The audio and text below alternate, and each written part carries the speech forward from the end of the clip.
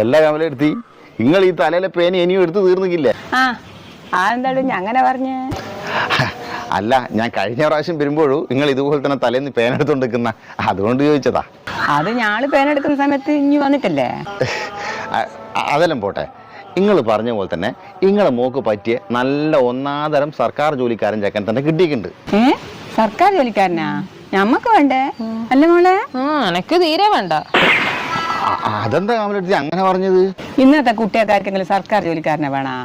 അതെല്ലാം പഴയ ചിന്താഗതിയിലെ രക്ഷിതാക്കളുടെ ഒരു ആഗ്രഹല്ലേ, അല്ല മോളെ? പിന്നല്ലാണ്ട് ഇനി അങ്ങോട്ട് വായ്പക്ക് പോലും സർക്കാർ ജോലിക്കാരുടെ ജാമ്യം സ്വീകരിക്കുന്ന എനക്ക് ഒന്നില്ല. അത് തന്നെ. അത് പറ.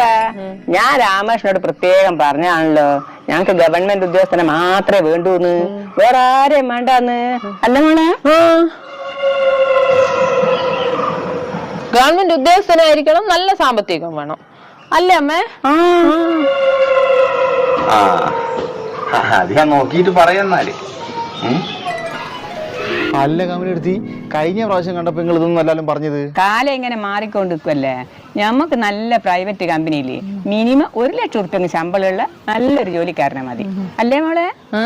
സാലറി അക്കൗണ്ട് കാണിച്ചിട്ട് എന്ത് കാര്യം, എടുത്ത് ചെലവാക്കാൻ പറ്റണ്ടേ? അതന്നെ. നിങ്ങളെന്ത് കളി കളിക്കുന്നത്? തോന്നുമ്പോ മാറ്റി പറയുന്ന.